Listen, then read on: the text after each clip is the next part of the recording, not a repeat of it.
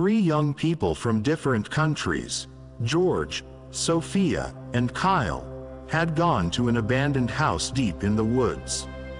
A house whose name had become intertwined with fear and rumors. It was said that nothing in that house had peace.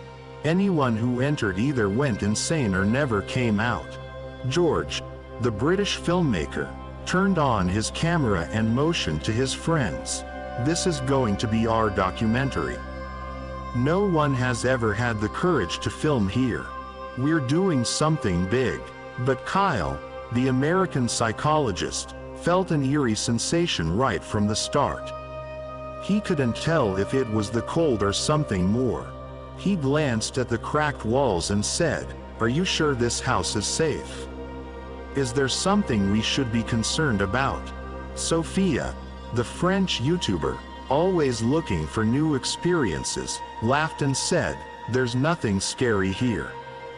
Just an old house. Let's film and make the most of it for my channel." And so they entered the house. The sound of their footsteps echoed on the old wooden floor, and the air smelled of dampness and neglect. George's camera shook involuntarily. The house felt like a dark pit, each corner hiding something terrifying. Suddenly, from one of the rooms, they heard a loud rustling noise. They all stopped. George, trying to lighten the mood, said, "It's probably an animal. Nothing to worry about." But the rustling grew louder, and suddenly the door to the room slammed shut, for no reason at all. Kyle rushed toward the door, opening it forcefully. But all they found was a long, dark hallway. Nothing. No sound. Only that strange feeling that something was moving inside the walls. George, who was now laughing less, said, "We should leave.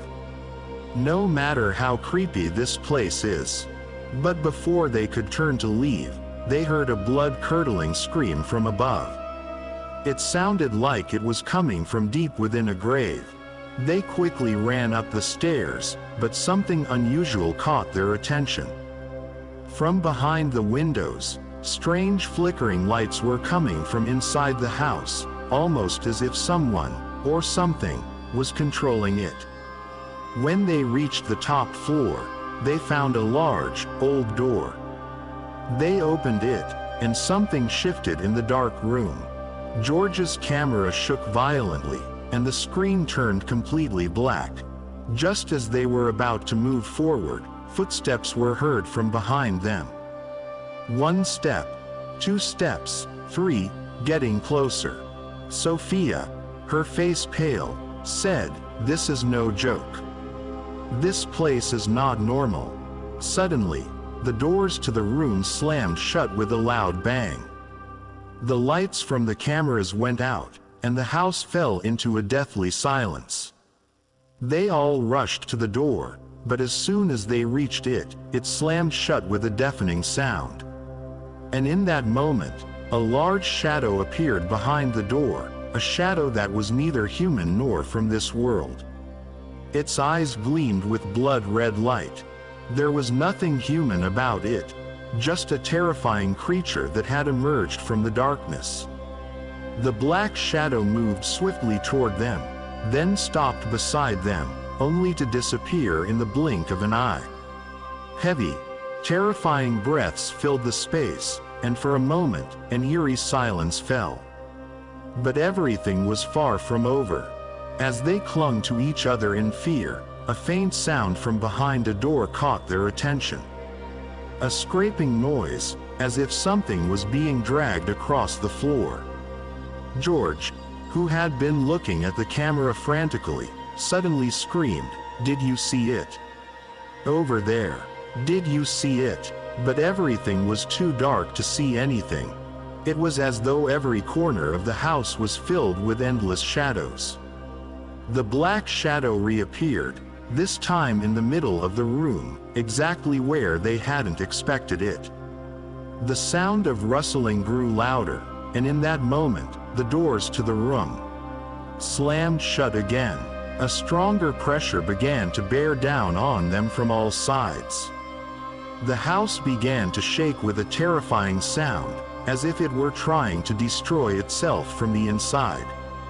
The ominous feeling that nothing alive would leave here permeated the air. Kyle, George, and Sophia's breaths were heavy, and for a moment, they couldn't think straight.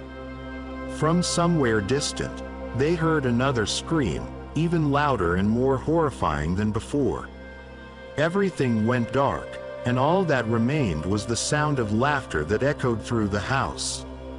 But in that moment, a light shone from a crack in the wall.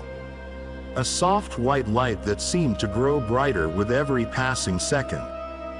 They all looked at the door in horror, but the light that emerged seemed to draw something endless and unseen from within. George stepped forward, unable to bear it any longer.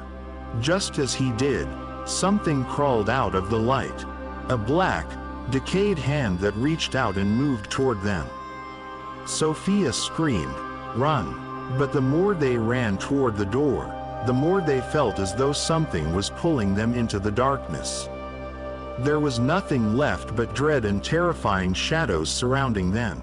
At that moment, a loud explosion of light filled the entire house, and it seemed as if the whole place was collapsing. The walls cracked, the ceiling fell, and everything spun out of control in the dark. Nothing remained. The house, with all its rumors and spirits, was consumed by hell. And none of them, neither George, nor Kyle, nor Sophia, ever made it out alive. A few days later, another search team, consisting of police officers and emergency specialists, returned to the abandoned house to investigate what had happened to George, Kyle, and Sophia. They went in with advanced equipment and helmets, hoping to find some clues or at least some sign of the three missing people. But as soon as they entered the house, something strange caught their eye. From the rooms, they could hear the sounds of wood cracking and walls creaking. It was as if the house itself was breathing. At one point, an officer named Marcus heard footsteps from upstairs. He quickly ran toward the stairs, and the rest of the team followed him. With each step they took toward the upper floor, the sounds of heavy breathing and rustling grew louder. They couldn't quite figure out what was going on. At the end of the hallway, they noticed a faint green light emanating from beneath the door. At first, they thought it was just a faulty light source, but as they got closer, they realized that the light was unnatural. Marcus turned the doorknob and slowly opened the door.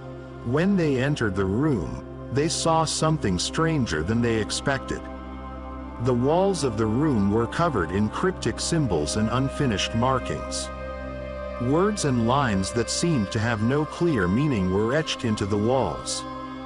But what caught their attention even more was the array of rings laid out on the floor. Each ring had a mysterious glowing object in the center. One of them was placed right in the middle of the circle. One of the team members, Sarah, nervously walked past the rings. As she brushed her hand along the side of her waist, she felt a strange sensation, as if something was following her from the shadows. Step by step, the shadows seemed to grow larger. At that moment, Marcus looked at Sarah with panic in his eyes and gestured for her to stay away from the rings. But just before she could move, the shadows surged from the cracks in the walls, rushing toward them. It was like a black snake creeping from the gaps, the shadows attacking them with terrifying speed. None of them could move, as if their bodies had gone numb, and they felt something inside them changing. The sound of a chilling, inhuman laugh echoed from the walls. Sarah, who had been recording the environment with a device, suddenly saw something she would never forget. Just as the shadows moved toward them, a familiar face appeared. The face of George, but it was nothing like him anymore. His face had changed, and his eyes glowed in an eerie, unnatural light. Marcus, his hands trembling, tried to turn and run, but the more he backed away, the more the shadows surrounded him. One of the officers screamed in fear and ran toward the door, but as he reached for the handle, the door slammed shut. At that moment, the room grew cold, and the walls began to crumble. It was as if the house was destroying itself to hide something. When the rest of the team reached the room, they found nothing but destruction and chaos. Even Marcus, Sarah, and the other officers had vanished. In the room, all that remained was the sound of heavy breathing and a terrifying laugh that still echoed in their ears. The same laugh that had been heard earlier from deep within the house. A new group of investigators, along with reporters, entered the house, but all they found were abandoned clothes and discarded cameras. There was no trace of them. The house remained as terrifying and glowing as ever, and the rumors about the ghosts and unnatural entities living within it spread even further. But no one knew what awaited those who entered. No one knew that the house, with all its dread and terror, was still growing and changing. As the story continues, no one can leave the house, and it constantly evolves. Those who enter soon realize that the house is not only strangely aware, but in a terrifying way, it is pulling them into itself. The house has turned into a living, evolving entity, something that may never be fully understood. Don't forget, like and subscribe for more stories. And don't be spellbound.